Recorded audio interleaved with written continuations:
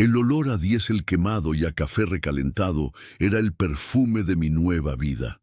Cada que el Kenworth T6280, mi casa y mi ataúd rodante, devoraba kilómetros de asfalto bajo el sol aplastante del norte de México, yo intentaba convencerme de que esta soledad era una elección, no una condena. Me llamo Armando Villarreal y hasta hace 3 años yo era dueño de una pequeña pero próspera refaccionaria en Monterrey. Tenía a Elena, mi vieja, mi socia, mi todo.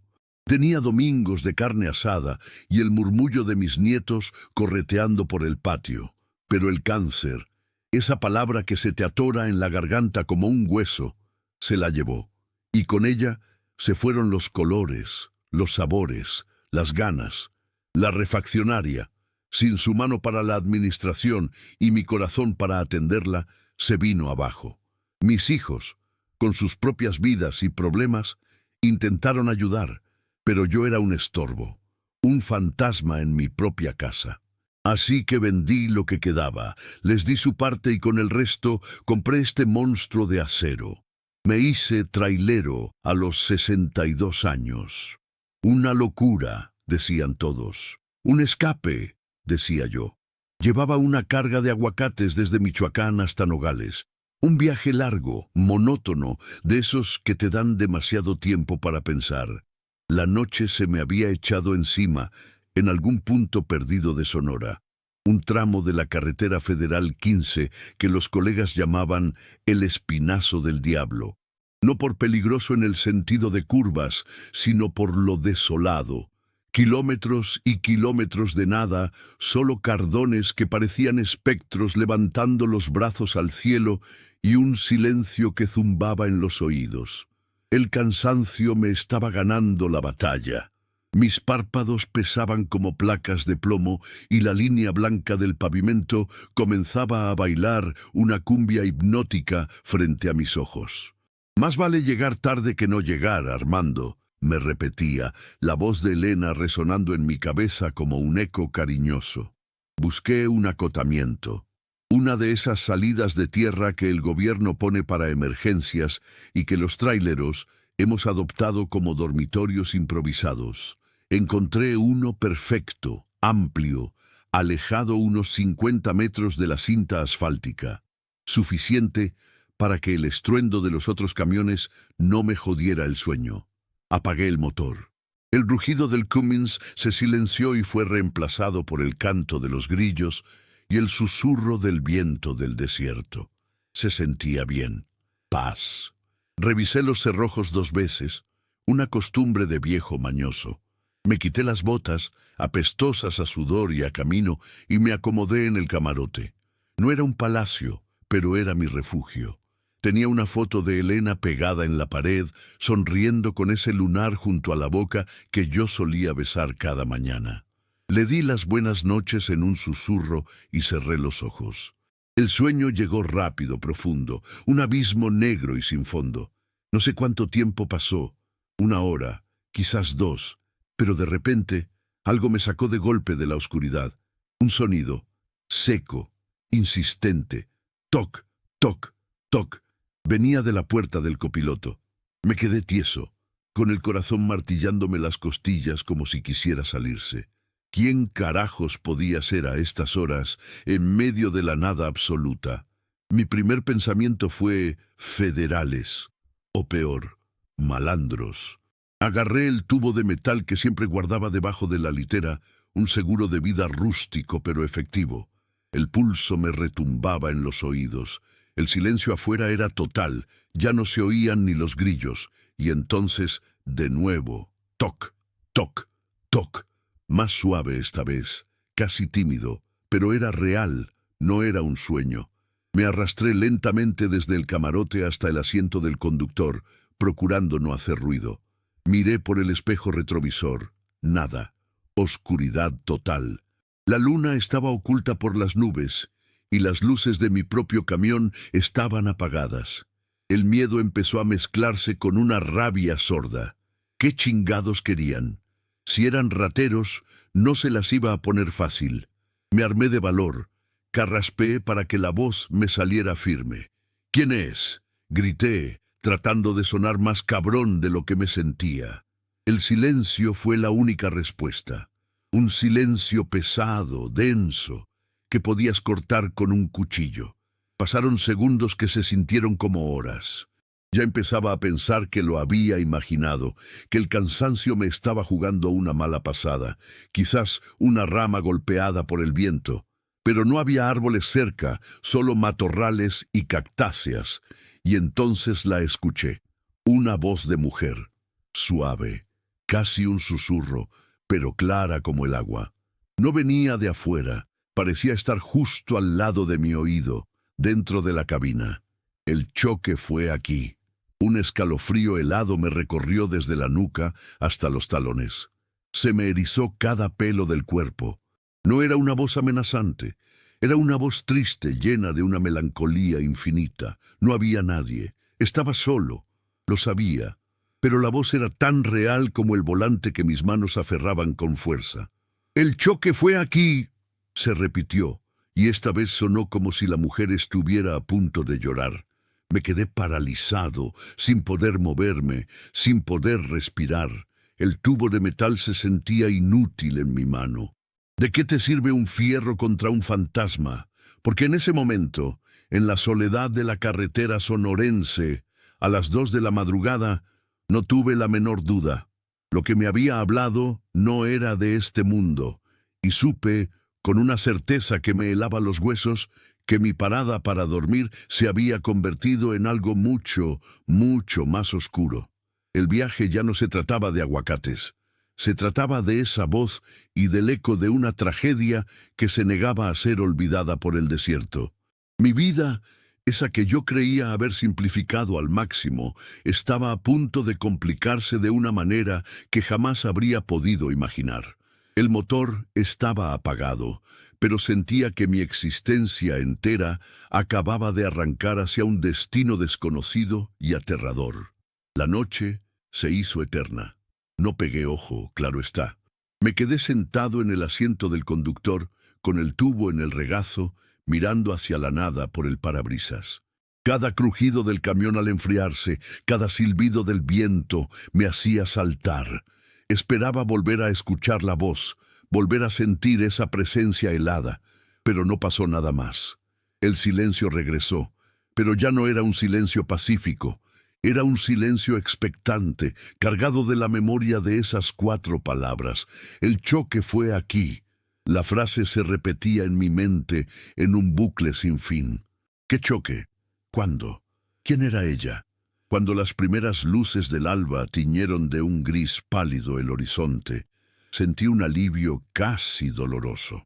La oscuridad se retiraba como una marea, llevándose consigo una parte del terror, pero dejando la playa de mi mente llena de dudas y de un miedo residual que se me había pegado a la piel. Arranqué el motor casi con desesperación. El rugido del Cummins era una bendición, un sonido terrenal y poderoso que ahuyentaba a los fantasmas. No me molesté en hacer café. Solo quería salir de allí, poner kilómetros de por medio entre ese maldito acotamiento y yo. Conduje como un autómata durante un par de horas, con la vista fija en la carretera, pero la mente a 1000 por hora. Intentaba buscar una explicación lógica, una alucinación por el cansancio. Era posible. Había escuchado historias de colegas que veían cosas raras después de demasiadas horas al volante. ¿Una broma de algún cabrón? Altamente improbable. ¿Quién se iba a meter al desierto en plena madrugada solo para asustar a un viejo trailero? No tenía sentido. La voz era lo que más me perturbaba. Era demasiado real, demasiado íntima.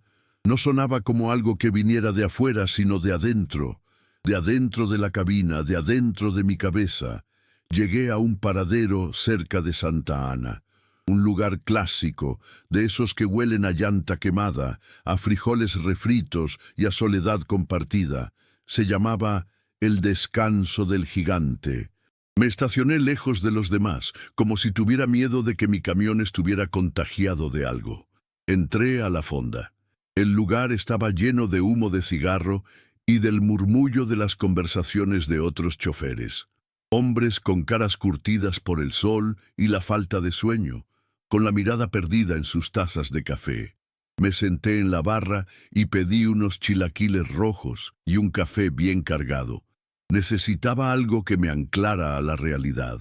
«¿Qué pasó, maestro? ¿Vio un espanto o qué? Trae una cara de velorio», me dijo el hombre de la barra. Era un tipo mayor, con un bigote canoso y una sonrisa que le faltaban un par de dientes. Se llamaba Ramiro, o al menos eso decía el delantal mugroso que llevaba puesto. Yo solo moví la cabeza, intentando forzar una sonrisa que no me salió. «Noches largas nomás», respondí. No iba a contarle a un desconocido que creía haber hablado con un fantasma. Me tomarían por loco, o peor, por un viejo senil.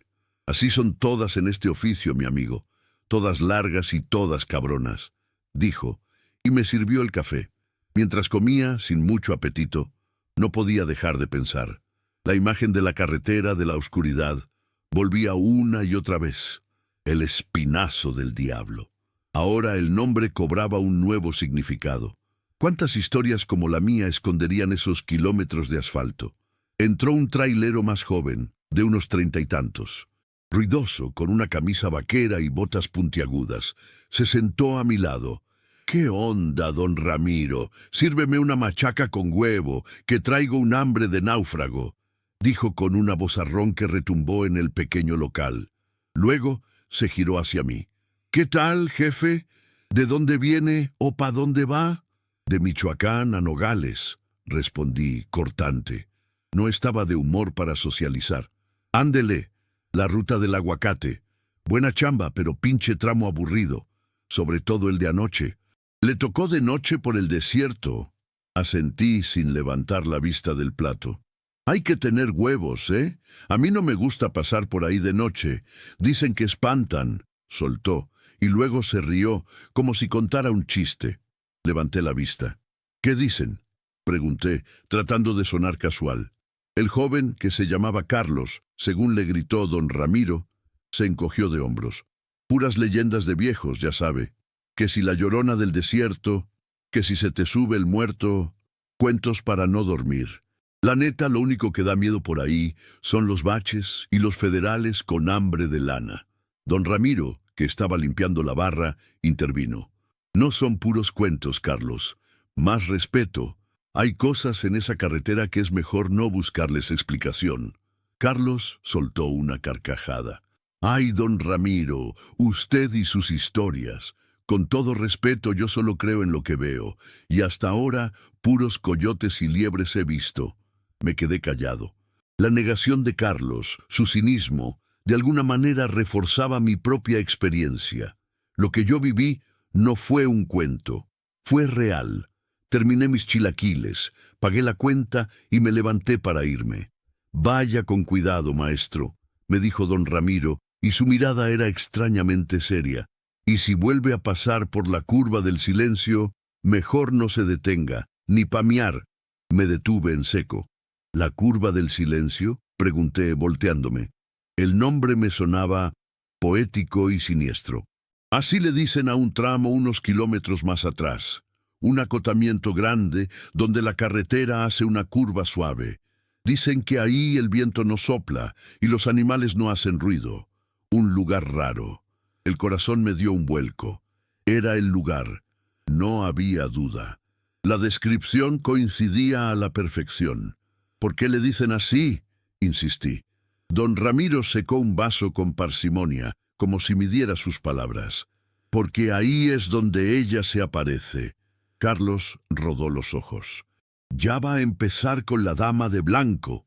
«No es ninguna dama, es un alma en pena», corrigió Ramiro con una gravedad que silenció al joven. «Una mujer que busca algo, algo que perdió en un choque hace muchos años». Me quedé sin aliento. Las piezas del rompecabezas se encajaban de una forma aterradora. La voz, el lugar, el choque. No era mi imaginación. Era una leyenda local, una historia que otros conocían. No estaba loco. Pero eso, lejos de tranquilizarme, me asustó todavía más. Porque si la historia era real, significaba que el fantasma también lo era, y por alguna razón me había elegido a mí para hablarme. Salí de la fonda sintiendo las miradas de Ramiro y Carlos en mi espalda.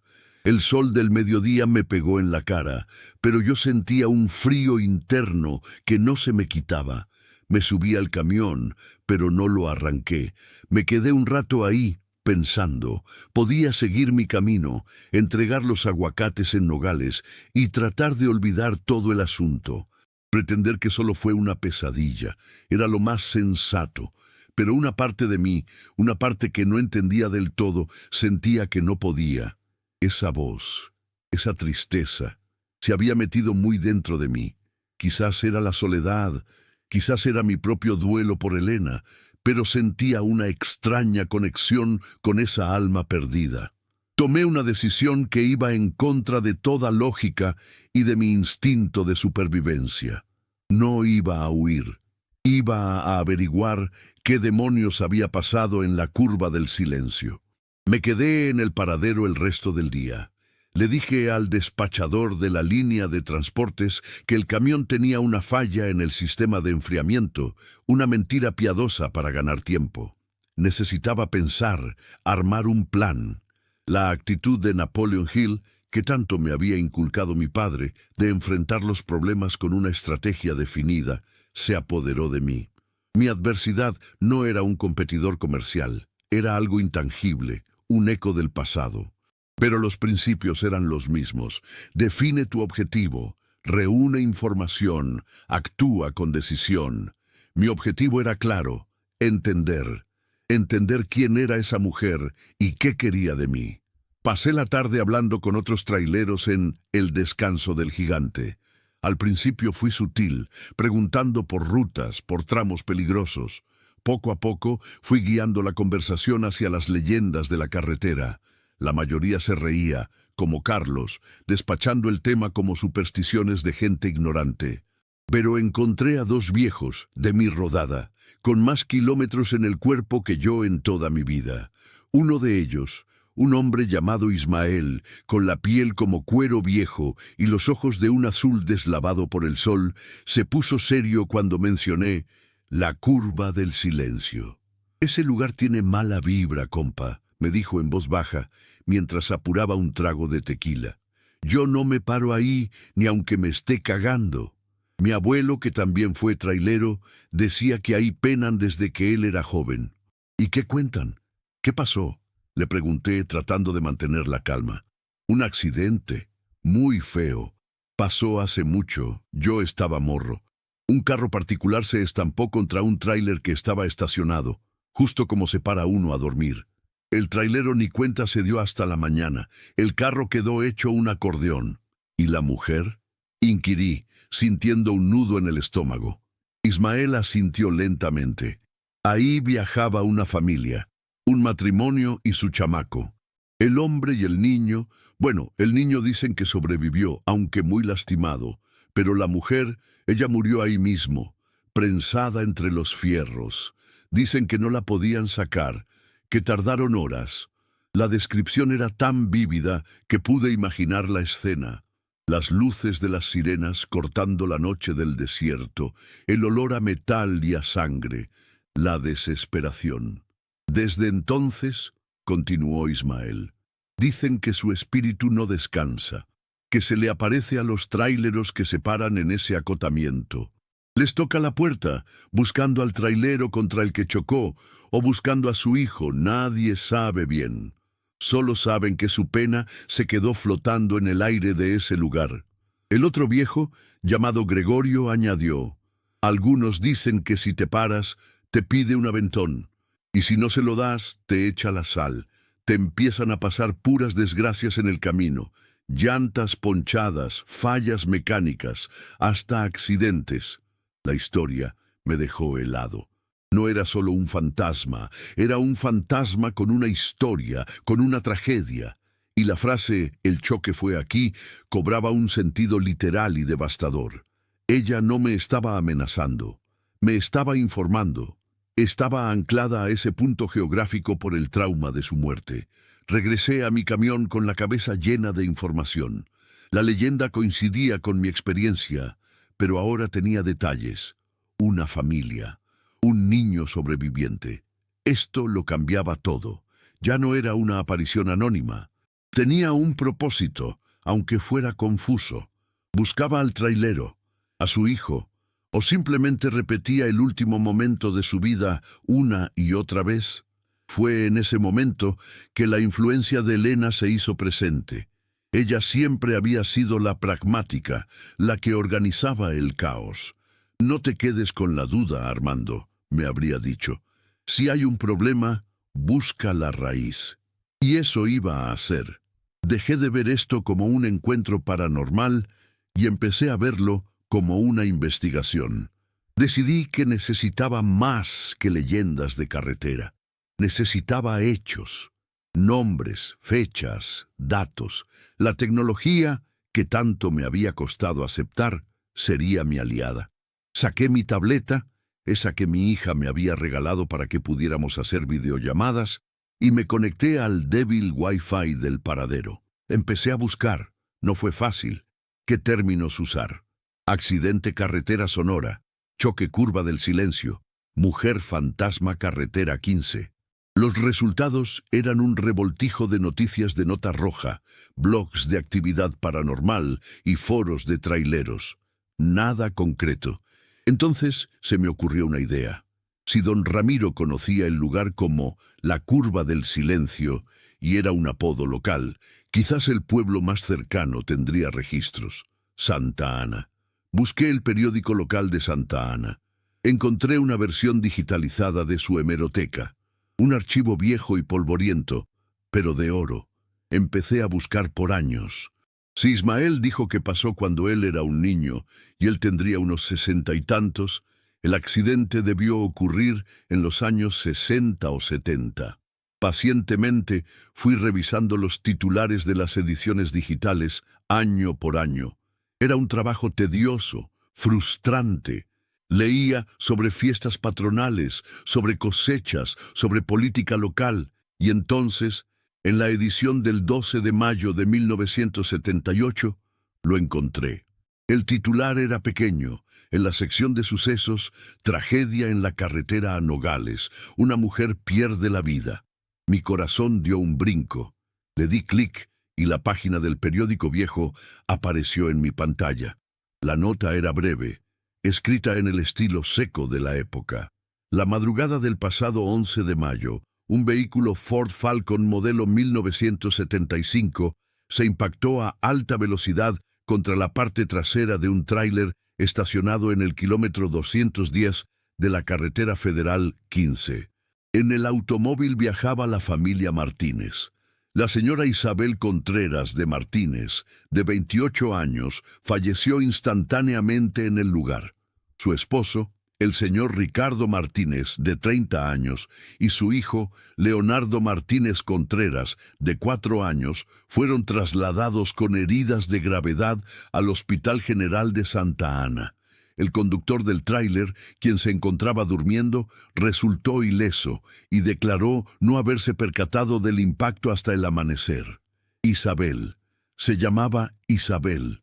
Tenía 28 años. Un hijo de 4, Leo. La realidad de la tragedia me golpeó con la fuerza de un puñetazo. Ya no era un fantasma, una leyenda. Era una mujer con nombre, con una familia, con una vida arrebatada de la forma más brutal. Y Leonardo, el niño, había sobrevivido. ¿Qué había sido de él y de su padre? La nota no daba más detalles, pero ahora tenía nombres. Tenía una fecha, tenía un punto de partida sólido.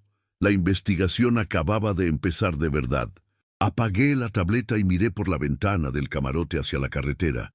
El sol se estaba poniendo, pintando el cielo de naranjas y morados. La noche se acercaba de nuevo, pero esta vez no le tenía tanto miedo. Ahora tenía un propósito. Sentía que Isabel no me había elegido al azar. Quizás, en mi propia soledad y en mi propio duelo, ella había encontrado un alma afín, alguien que podía entender, aunque fuera un poco, su dolor. Y yo sentía, con una certeza que me nacía de las entrañas, que no podía dejar su historia a medias. Tenía que saber qué pasó con Leo, tenía que encontrarlo. Era como si la propia Elena me estuviera empujando, susurrándome al oído que ayudar a cerrar el círculo de esta tragedia era una forma de sanar el mío. La noche siguiente no volví a la curva, no todavía. Sabía que regresar sin un plan más concreto sería inútil, una simple repetición del miedo. Necesitaba más información, y el Hospital General de Santa Ana parecía el siguiente paso lógico. A la mañana siguiente, después de otra noche de sueño intermitente en el paradero, pedí indicaciones y conduje mi tráiler hasta las afueras del pueblo. Dejar un armatoste de 18 ruedas en una ciudad pequeña no es fácil. Encontré una zona industrial donde mi Kenworth no desentonaba y tomé un taxi hacia el hospital. El edificio era una construcción vieja de los años 50, con paredes desconchadas por el sol y un aire de perpetua melancolía. Entrar ahí se sentía como retroceder en el tiempo. Llegué al área de archivos. Una mujer de mediana edad, con lentes gruesos y un chongo apretado, me miró por encima de sus gafas con cara de pocos amigos. «¿Qué se le ofrece?», preguntó, con la voz de alguien que ha dicho la misma frase 10.000 veces. «Buenos días, señorita. Busco información sobre unos pacientes. De hace mucho tiempo», empecé, tratando de ser lo más amable posible. «Los archivos de más de 20 años están en el sótano y no son de acceso público. Necesita una orden o ser familiar directo». Su tono era un muro de burocracia. «Aquí es donde la vida te enseña a negociar».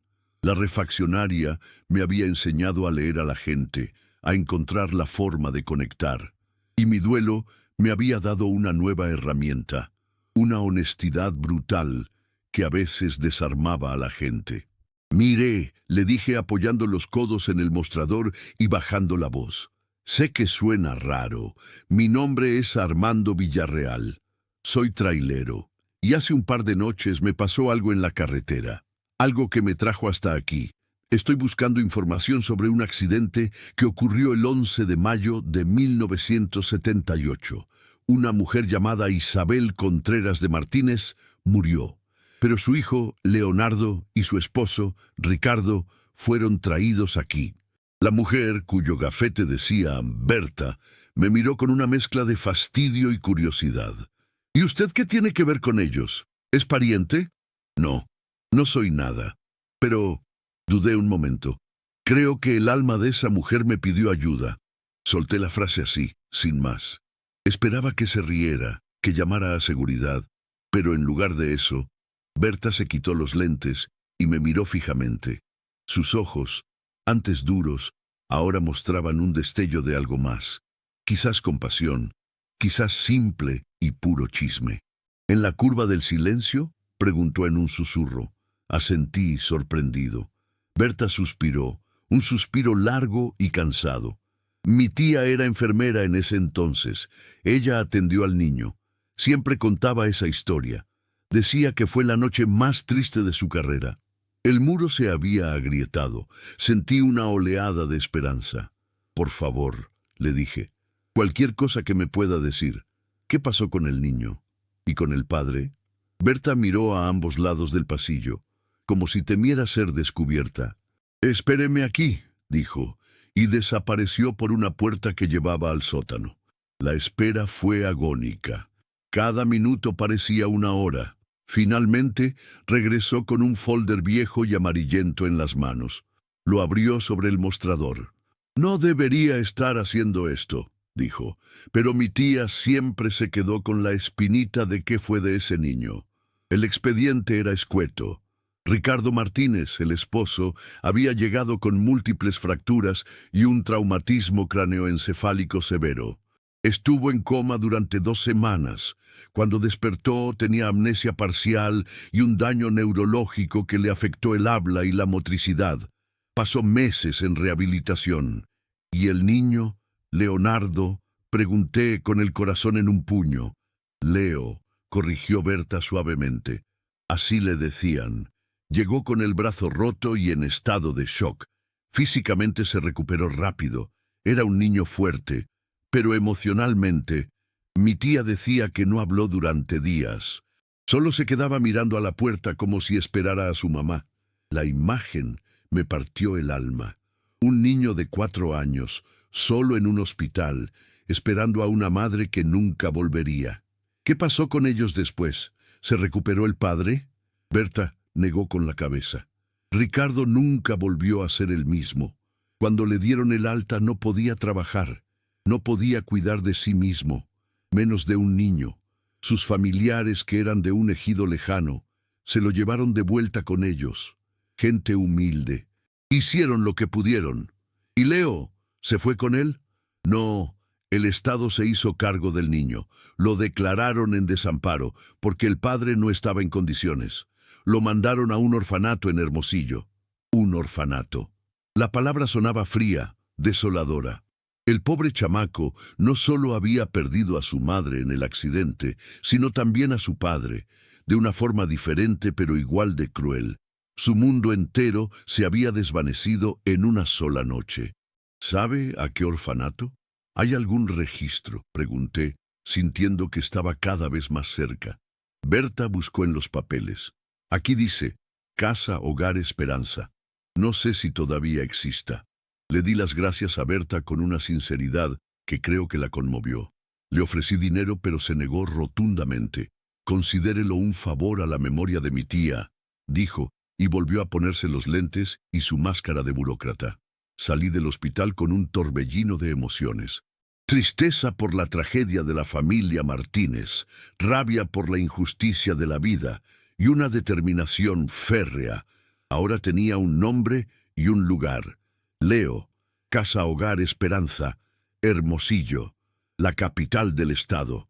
Estaba a unas cuantas horas de camino.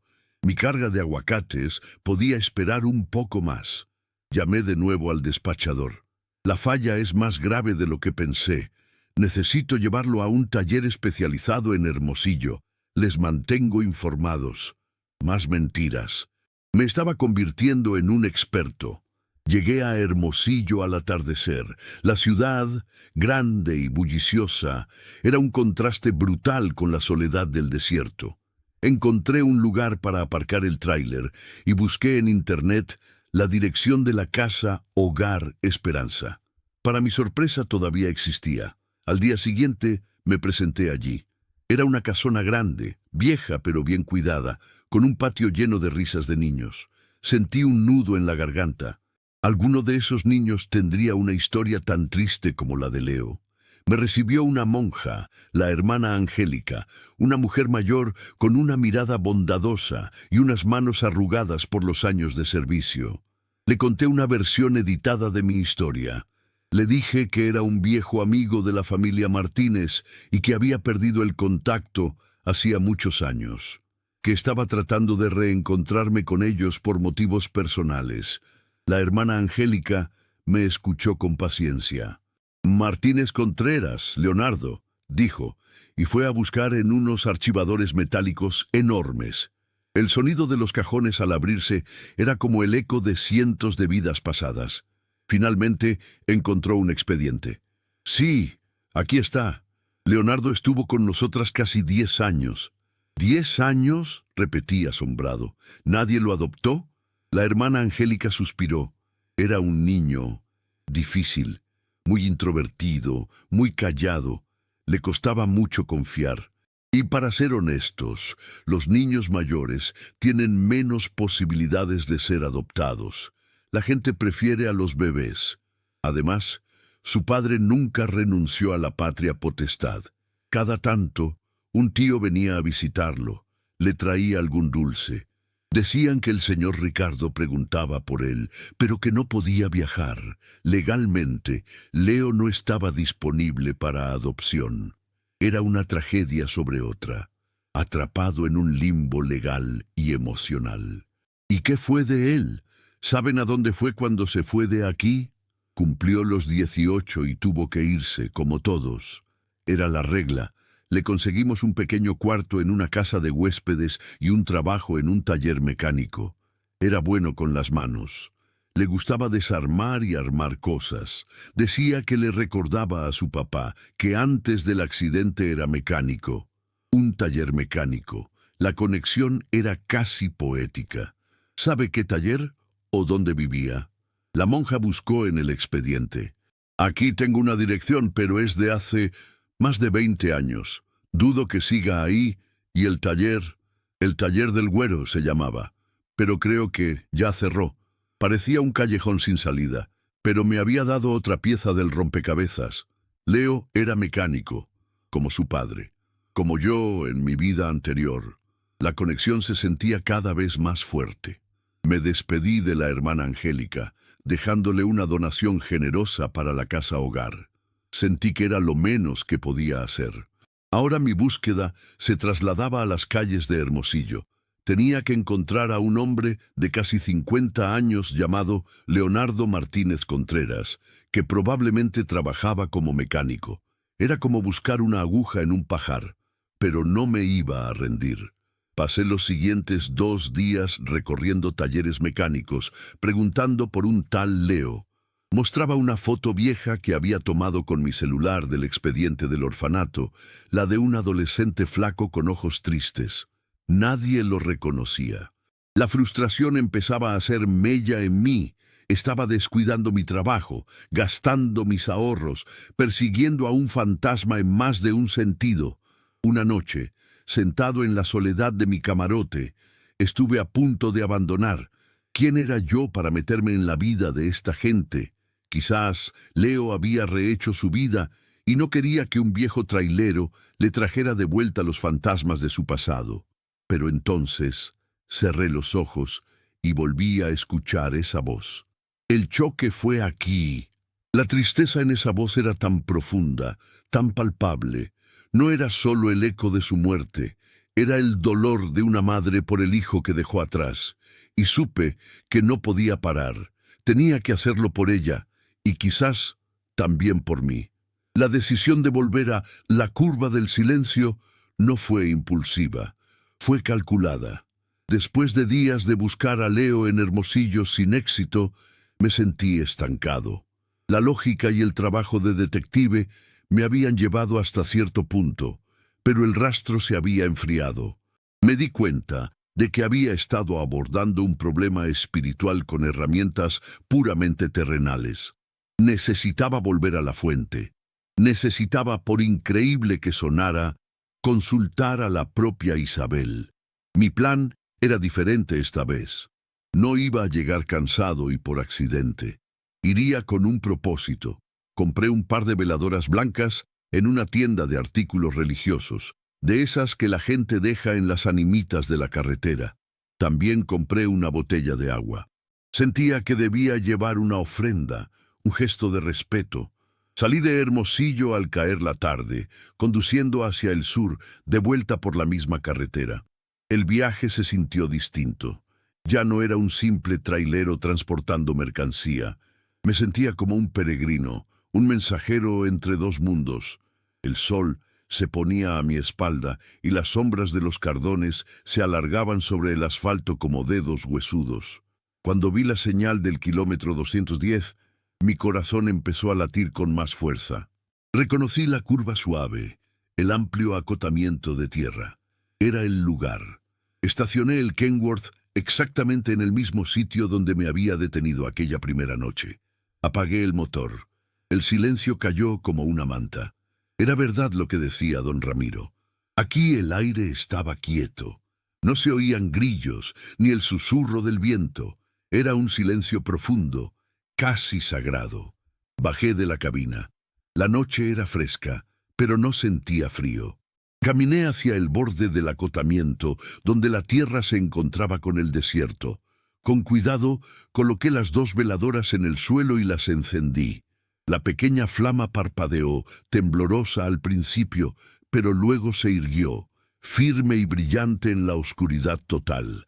Derramé un poco de agua en la tierra seca, un gesto simple, una ofrenda de vida en un lugar marcado por la muerte. Me quedé de pie en silencio. durante un largo rato. No recé de una forma tradicional. Simplemente hablé en mi mente, con la esperanza de que ella pudiera escucharme. Isabel, pensé, proyectando el nombre con toda la fuerza de mi concentración. Me llamo Armando. Estuve aquí la otra noche. Te escuché. Sé tu nombre. Sé lo que pasó. Lamento mucho tu muerte. Lamento tu dolor. Hice una pausa, respirando hondo el aire inmóvil. He estado buscando a tu hijo, a Leo. Sé que sobrevivió. Sé que lo llevaron a un orfanato, pero perdí su rastro. No sé dónde está. Si estás aquí, si puedes oírme, necesito tu ayuda. No para asustarme, para guiarme. Dame una señal, una pista, algo que me ayude a encontrarlo. Quiero que sepa que su madre nunca lo olvidó. Esperé. El tiempo se estiró, se volvió elástico. No pasó nada, solo el parpadeo de las veladoras y mi propia respiración. Empecé a sentirme como un tonto, un viejo loco hablando con el desierto. Tal vez la primera vez fue solo eso, una alucinación. Tal vez toda esta búsqueda se basaba en una fantasía de mi mente cansada y solitaria. Me di la vuelta, decepcionado, listo para volver al camión y olvidar este asunto de una vez por todas. Y fue entonces cuando lo vi. No era una aparición completa, no una figura de blanco como en las leyendas, era más sutil. Al lado de donde había estacionado el camión, cerca de la llanta delantera derecha, había un destello, un pequeño punto de luz que reflejaba la llama de las veladoras. Me acerqué con curiosidad. Pensé que sería un trozo de vidrio, un pedazo de basura. Me agaché y lo recogí. Era un objeto metálico, pequeño y sucio. Lo limpié con mi pulgar. Era una medalla de San Benito, de esas que se usan para la protección. Estaba vieja y desgastada, pero la imagen del santo era todavía visible, y en el reverso, grabado con una letra torpe, casi infantil, había una sola palabra: Leo. Sentí un choque eléctrico recorrer mi brazo. Era una señal. Tenía que serlo. ¿Cómo podía estar esa medalla ahí, en medio de la nada, justo esa noche? Tal vez había estado allí durante años, enterrada en la tierra, y la llanta de mi camión la había desenterrado. Tal vez fue una coincidencia cósmica, o tal vez Isabel me la había mostrado. No importaba cómo. Lo que importaba era que la tenía en mi mano. Era una conexión tangible con el niño que había estado en este mismo lugar 40 años atrás. Y me dio una nueva idea. El taller donde la hermana Angélica dijo que Leo había trabajado, el taller del Güero. Me dijo que creía que había cerrado, pero creer no es saber. Volví a mi cabina con la medalla apretada en mi puño. Ya no me sentía tonto. Me sentía energizado, como si me hubieran dado una nueva misión. Arranqué el motor y esta vez el sonido no fue para ahuyentar fantasmas, sino para anunciar que la cacería continuaba. Regresé a Hermosillo esa misma noche. A la mañana siguiente, en lugar de ir de taller en taller, me enfoqué en una sola cosa: encontrar la ubicación del antiguo taller del Güero. Fui a la Cámara de Comercio, a las oficinas de registro de negocios. Después de horas de buscar en archivos polvorientos, un empleado amable encontró el registro. El taller había cerrado hacía 15 años, pero tenía la dirección. Estaba en una parte vieja de la ciudad, un barrio de calles estrechas y casas de adobe. Cuando llegué, el lugar era ahora una llantera. Entré. Un hombre joven, con las manos negras de grasa, me atendió. Busco información sobre el negocio que estaba aquí antes. Un taller mecánico, el taller del Güero, le dije. El joven se encogió de hombros. Jefe. Eso fue antes de que yo naciera, creo. Mi papá compró este local ya vacío. ¿Y tu papá?, pregunté, sintiendo que la suerte no me abandonaba. Ahí está, en la oficina. El padre era un hombre de mi edad, con una barriga prominente y una sonrisa fácil. Le conté mi historia, otra vez la versión del viejo amigo de la familia. El Güero. Claro que me acuerdo de él, dijo el hombre. Un tipazo.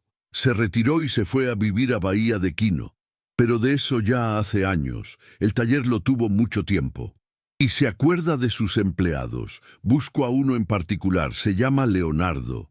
Leo. Debió trabajar para él hace unos 25 años.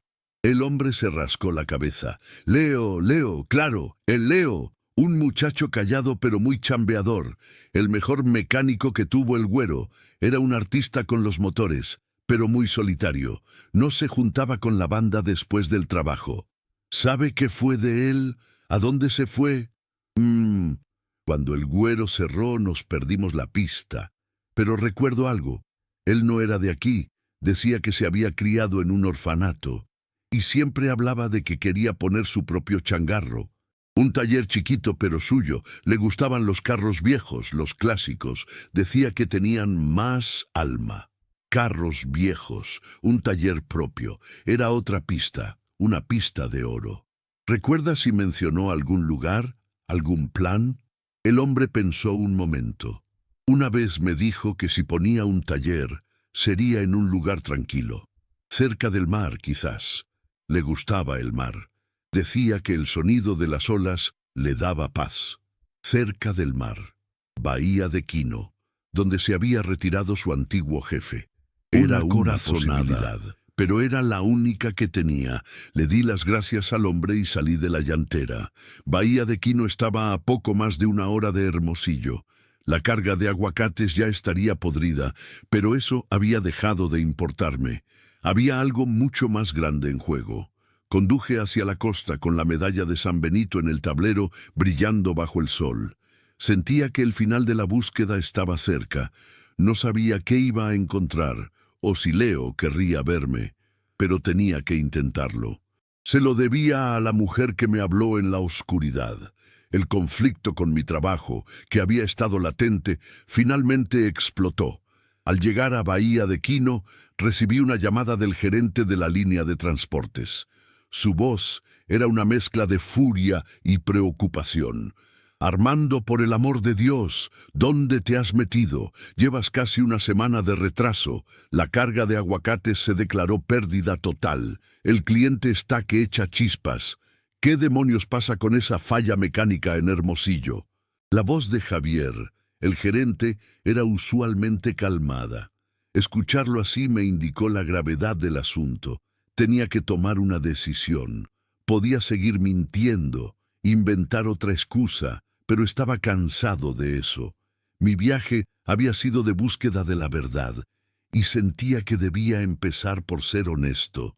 Javier, escúchame, le dije con la voz más firme que pude. No hay ninguna falla en el camión. El camión está perfecto. El que tiene una falla soy yo. Hubo un silencio al otro lado de la línea. No te entiendo, Armando. ¿Estás bien? ¿Necesitas ayuda? Estoy bien. Mejor que nunca, de hecho. Pero estoy haciendo algo importante, algo personal. No puedo explicártelo por teléfono. No lo entenderías. Asumo toda la responsabilidad por la carga perdida.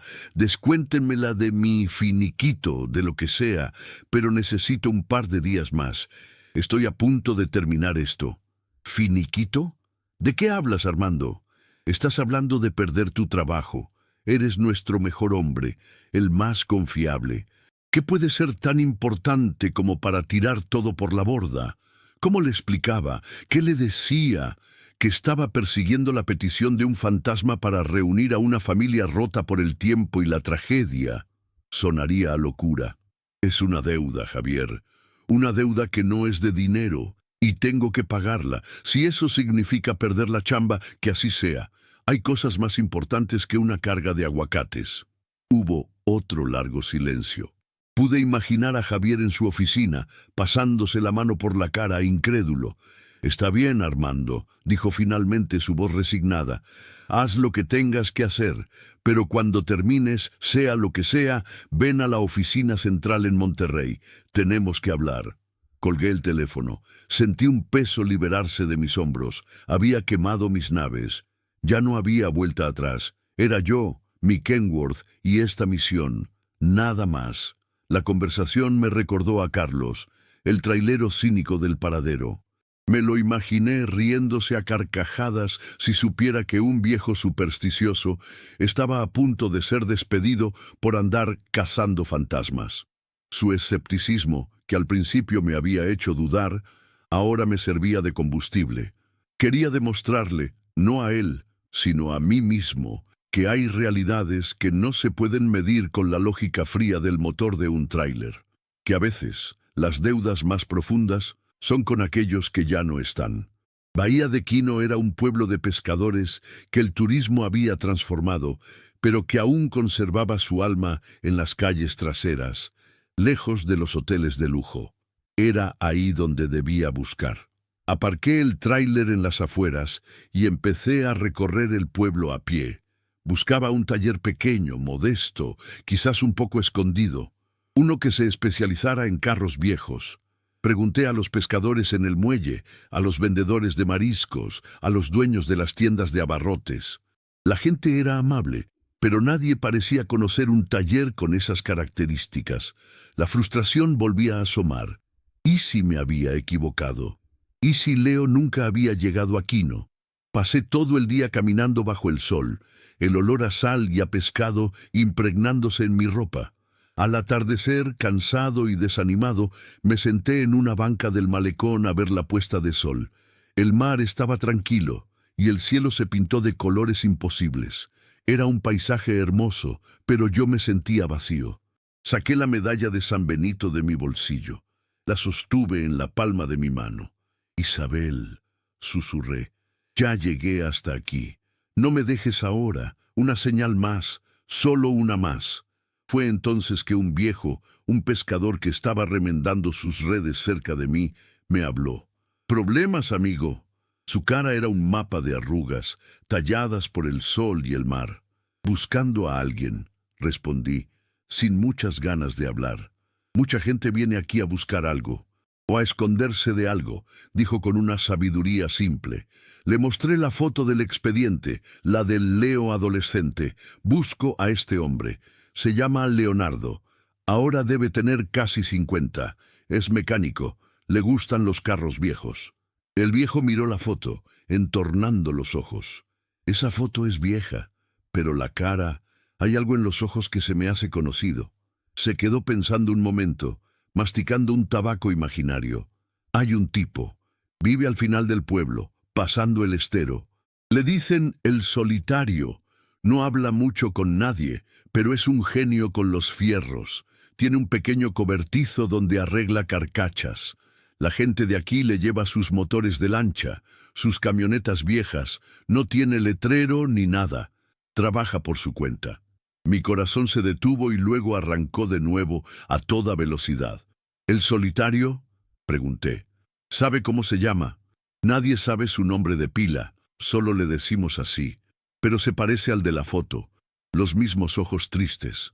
Me dio las indicaciones, un camino de tierra que bordeaba la laguna costera hasta llegar a un grupo de casas humildes frente al mar.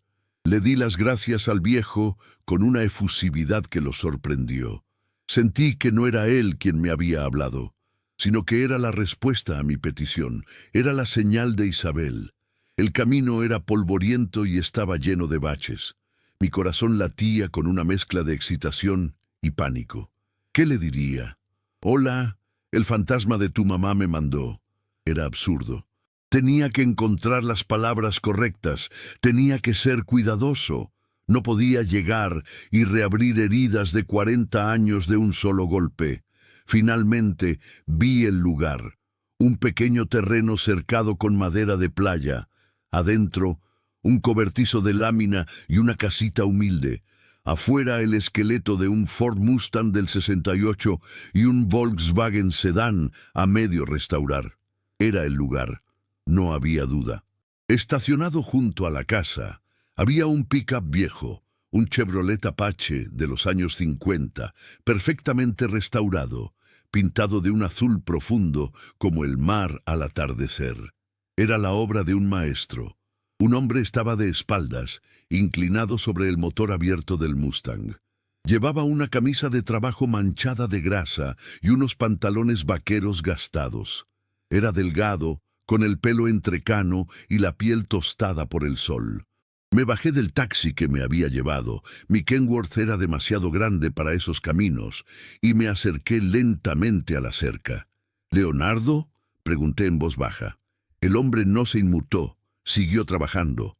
«¿Leonardo Martínez?», insistí, un poco más fuerte. Entonces lentamente se enderezó. Dejó una llave inglesa sobre el motor y se giró para mirarme. Era él. Los años habían pasado. Las arrugas marcaban las comisuras de sus ojos, pero eran los mismos ojos tristes de la foto. Los ojos de un niño que había visto demasiado. Me miró con desconfianza sin decir una palabra. Su mirada era una muralla. «Mi nombre es Armando Villarreal», le dije con la garganta seca. «Sé que esto le va a sonar muy extraño, pero necesito hablar con usted. Es sobre su madre, Isabel». Al oír el nombre de su madre, su expresión cambió. La muralla no se derrumbó, pero vi una grieta en ella, una mezcla de dolor, sorpresa y una ira antigua y enterrada. «Usted no sabe nada de mi madre», dijo, su voz ronca por el desuso. «Nadie sabe nada, déjeme en paz». Se dio la vuelta, dispuesto a volver a su motor, a su mundo de fierros silenciosos. «Espere», le dije casi gritando. «Por favor, solo deme 5 minutos. Después, si quiere, me iré y no volveré a molestarlo nunca». Dudó un momento. Su espalda tensa era un testimonio de una vida de autoprotección. Finalmente, sin volverse a mirarme, asintió una sola vez. Había conseguido entrar. Ahora venía la parte más difícil, construir un puente sobre un abismo de 40 años de dolor. El viaje para encontrar a Leo había sido un laberinto de carreteras, archivos y corazonadas. Había seguido un rastro de fantasmas, tanto literales como metafóricos, a través del desierto de Sonora. Pero todo ese camino, toda esa búsqueda externa, no era nada comparado con el viaje que estaba a punto de emprender en los siguientes minutos. El viaje al interior del alma de un hombre que se había construido una fortaleza para sobrevivir. Me invitó a pasar con un gesto parco de la cabeza. Su propiedad era un reflejo de su ser, ordenada, funcional, pero desprovista de cualquier adorno superfluo. Olía a grasa, a salitre y a soledad. Nos sentamos en 2 sillas de plástico desvencijadas a la sombra del cobertizo. El silencio era pesado, solo roto por el lejano murmullo de las olas. Yo sabía, por la sabiduría que dan los años y las pérdidas, que no podía empezar con la historia del fantasma. Eso vendría después, si es que venía. Tenía que conectar con él de hombre a hombre. Yo también perdí a mi esposa hace unos años. Empecé, mi voz suave. Se llamaba Elena, y cuando se fue, sentí que mi mundo se acababa. Tenía un negocio, una familia, y de repente todo perdió el sentido. Me hice trailero para huir de los recuerdos, para estar solo. Leo no reaccionó, pero sus manos, que habían estado jugueteando con un trapo grasiento, se quedaron quietas. Escuchaba. «La soledad es una compañera extraña», continué. «A veces te protege, pero si la dejas te consume. Te construye muros alrededor. Y un día te das cuenta de que no sabes cómo derribarlos, aunque quieras». Levantó la vista por primera vez y me miró directamente a los ojos. En su mirada vi un destello de reconocimiento, la mirada de un solitario reconociendo a otro. «¿Qué quiere de mí?», preguntó, su voz todavía áspera, pero con un matiz menos hostil. «Hace unas noches mi camión se descompuso». Mentí de nuevo, adaptando la historia para hacerla digerible.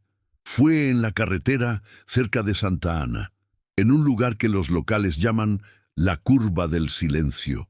Al oír el nombre, su mandíbula se tensó. Mientras esperaba ayuda, empecé a curiosear por la zona y encontré algo. Metí la mano en mi bolsillo y saqué la pequeña medalla de San Benito. La puse en la palma de mi mano y se la extendí. «Creo que esto es suyo». Leo miró la medalla. Sus ojos se abrieron de par en par.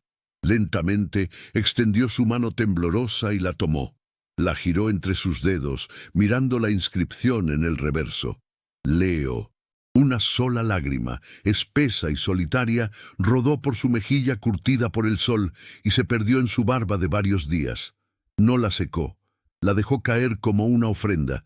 Mi mamá me la dio, susurró, su voz rota. Me la puso el día de mi cumpleaños, una semana antes del accidente. Dijo que era para que San Benito me cuidara siempre. Se quedó mirando la medalla, perdido en un recuerdo de más de 40 años. El muro se había derrumbado. Yo permanecí en silencio, dándole el espacio que necesitaba. Después del choque, desperté en el hospital, continuó como si hablara para sí mismo. Me dolía todo, pero lo único que quería era a mi mamá. Preguntaba por ella todos los días. Las enfermeras me decían que estaba en otro cuarto, que se estaba recuperando. Me mintieron. Su voz se llenó de un dolor antiguo. Un día, un hombre que dijo ser mi tío vino y me dijo la verdad, que ella se había ido al cielo y que mi papá estaba muy enfermo y no podía cuidarme. Después, el orfanato, las monjas. Años de esperar a que mi papá viniera por mí, pero nunca lo hizo. No fue su culpa, Leo, le dije suavemente. Tuve acceso a los archivos del hospital. Tu padre sufrió un daño cerebral severo. Nunca se recuperó del todo. No es que no quisiera ir por ti, es que no podía.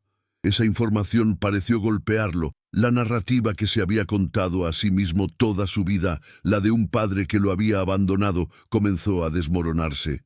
¿Lo sabe? ¿Sabe dónde estuvo? Murió hace 15 años, en el ejido de su familia. Siempre preguntaba por ti.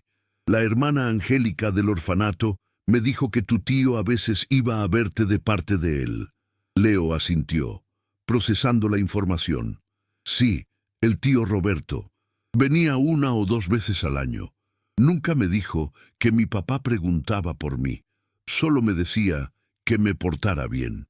Era una cadena de silencios, de verdades a medias, de protecciones bien intencionadas que habían causado un dolor inmenso. La soledad de Leo no era solo una elección, era el resultado de una vida de pérdidas y abandonos, reales o percibidos. Fue entonces que decidí que era el momento. Leo, le dije, mirándolo fijamente, no encontré esa medalla por casualidad, y mi camión no se descompuso. Me miró confundido. Me paré a dormir en esa curva, y a las 2 de la mañana, alguien tocó la puerta de mi camión. Una voz de mujer. Me dijo, el choque fue aquí. Leo me miró con incredulidad, pero ya no con hostilidad. Su propia experiencia con la medalla había abierto una puerta a lo inexplicable. Fue tu madre, Leo. Su espíritu sigue ahí, atrapado en su dolor, y creo que no es casualidad que me haya hablado a mí. Un viejo que también sabe lo que es perder a la persona que más ama. Creo que me eligió para que te encontrara, para que supieras la verdad sobre tu padre, y para que supieras que ella nunca, nunca te ha olvidado. Las lágrimas ahora corrían libremente por el rostro de Leo. No eran lágrimas de autocompasión, sino de liberación. El llanto de un niño de 4 años que finalmente podía salir a la superficie después de casi medio siglo de estar reprimido. Siempre la he sentido, confesó en un sollozo, en mis sueños. A veces, cuando estoy aquí solo, trabajando, siento como si alguien me estuviera mirando, como si me estuviera cuidando. Pensé que me estaba volviendo loco. No estás loco, hijo, le dije, usando la palabra hijo de forma natural, protectora. El amor de una madre no muere con el cuerpo, trasciende todo. Ella ha estado contigo todo este tiempo, esperando que alguien pudiera hacer el puente. Nos quedamos en silencio durante un largo rato, 2 hombres extraños unidos por el dolor y por el amor de una mujer muerta. El sol se hundía en el mar y el cielo se teñía de un rojo intenso, como una herida abierta. ¿Qué hago ahora?, preguntó finalmente Leo, su voz la de un hombre perdido. Lo que ella querría que hicieras, respondí. Vivir, dejar de esconderte, abrir tu taller al mundo, no solo a los conocidos, dejar que la gente vea el artista que eres, y quizás Quizás volver a esa curva, no con miedo, sino para decirle adiós, para liberarla. La idea pareció resonar en él, la idea de la acción, de hacer algo tangible. ¿Usted me llevaría?, preguntó, con una vulnerabilidad que me conmovió profundamente. Sería un honor, respondí. La reunión con Leo no fue el final de la historia, sino el principio de un nuevo capítulo. Pasé los siguientes días en Bahía de Quino, no en el camarote de mi tráiler, sino en el pequeño cuarto de huéspedes que Leo tenía junto a su casa, ese que nunca usaba. Durante el día lo ayudaba en el taller. Mis viejas habilidades de la refaccionaria volvieron a mí. Limpiaba carburadores, pasaba herramientas, o simplemente me sentaba a su lado, escuchando. Y él hablaba. Por primera vez en décadas hablaba. Me contó de sus años en el orfanato, de la rabia y la soledad. Me contó de su amor por los motores, de cómo el orden y la lógica de la mecánica eran un refugio contra el caos de sus emociones. Me contó que nunca había tenido una relación seria, por miedo a perder a alguien más. Mientras trabajábamos, empezamos a hacer planes. Le sugerí que pusiera un letrero en la carretera principal. Taller El Solitario, especialista en clásicos y motores marinos. Incluso lo diseñamos en un pedazo de cartón. Vi cómo una nueva luz empezaba a brillar en sus ojos. La luz de un propósito renovado. Un día, mientras lijábamos la carrocería del Mustang, me dijo, mi papá también quería tener un taller en la playa. Era su sueño antes de todo. Estaba reconectando no solo con su madre, sino también con el padre que creía haber perdido. Estaba sanando. Finalmente llegó el día de volver a la curva. Leo cerró el taller y se subió conmigo al Kenworth. El viaje de regreso al desierto fue muy diferente al que había hecho yo solo. Ahora había conversación, había silencios cómodos. Leo miraba el paisaje con una nueva perspectiva, no como un lugar de terror, sino como la tierra de sus orígenes. Llegamos a la curva del silencio al atardecer, la misma hora mágica en que yo había ido a hacer mi ofrenda. Estacioné el camión en el mismo lugar. Bajamos juntos. El aire estaba igual de quieto, igual de silencioso. Leo llevaba en su mano un pequeño ramo de flores silvestres que había recogido en el camino. Caminó hacia el lugar donde yo había puesto las veladoras y se arrodilló. Colocó las flores en la tierra. Yo me quedé a una distancia respetuosa, dándole su espacio. No pude oír lo que decía, pero vi sus labios moverse. Estaba hablando con su madre, despidiéndose, agradeciéndole. Estuvo así un largo rato.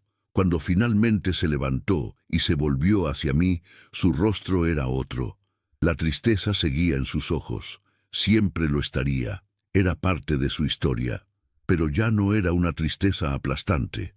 Estaba mezclada con paz, con aceptación, con amor. Gracias, Armando, me dijo, y me dio un abrazo.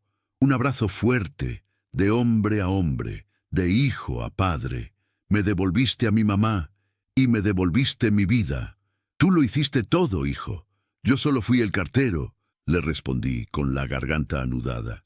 En ese momento, una suave brisa recorrió el acotamiento, la primera que sentía en ese lugar.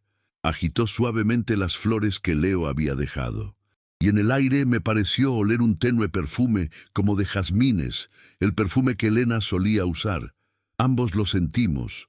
Nos miramos y sonreímos. Isabel estaba libre. Su pena se había ido con el viento. Volvimos a subir al camión. El sol se había puesto. La misión estaba cumplida. Dejé a Leo en la entrada de Bahía de Quino. Prometimos mantenernos en contacto. Sabía que lo haríamos. No éramos solo amigos, éramos familia, forjada en el crisol de una tragedia y un milagro.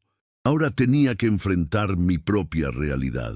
Conduje toda la noche rumbo a Monterrey. Fui directo a las oficinas de la empresa. Javier, el gerente, me esperaba. Estaba preparado para lo peor. Le conté toda la historia, desde el golpe en la puerta hasta el abrazo con Leo. No omití nada, ni siquiera la parte del fantasma. Esperaba escepticismo, quizás una risa burlona. Pero Javier me escuchó en silencio, con una expresión indescifrable. Cuando terminé, se recargó en su silla y se quedó mirando por la ventana durante un largo rato. Mi abuela, dijo finalmente, siempre decía que los traileros somos los confesores de la carretera, que cargamos con las historias que nadie más quiere escuchar. Se volvió a mirarme. La empresa va a cubrir el costo de los aguacates. Considéralo un bono por servicios especiales. A la comunidad. Me quedé sin palabras. No vas a perder tu trabajo, Armando, a menos que quieras retirarte. Pero un hombre que puede guiar a las almas perdidas es demasiado valioso como para dejarlo ir. Solo prométeme una cosa. Lo que sea, respondí. La próxima vez que escuches una voz, párate en un hotel. Es más seguro. Ambos nos reímos. Una risa que limpiaba el aire. Mi vida no volvió a ser la misma. Sigo siendo trailero, pero ya no huyo de nada. Cada kilómetro es un recordatorio de que el universo tiene planes extraños y maravillosos. A veces, cuando paso por Sonora, me desvío para visitar a Leo. Su taller ahora tiene un letrero grande y brillante. Siempre está ocupado, y a su lado trabaja un muchacho joven, un aprendiz al que sacó de un hogar para jóvenes en dificultades. Leo está pagando el favor, creando un nuevo ciclo. Ya no es él solitario. Y yo sigo hablando con Elena cada noche. Pero ahora no solo le cuento mis penas. Le cuento las historias de la carretera. Le cuento cómo el amor de una madre fue tan fuerte que pudo cruzar la barrera de la muerte para encontrar a su hijo. Y siento que ella me sonríe, orgullosa, porque en el proceso de sanar a otros encontré mi propia paz.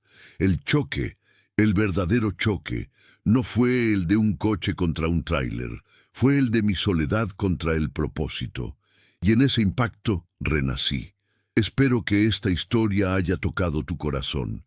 Si te ha gustado, por favor, déjanos un like y un comentario. Nos encanta leerte. Cuéntanos desde qué ciudad o país nos estás viendo, para mandarte un saludo y un abrazo fuerte en nuestros próximos relatos. Que tengas un buen camino.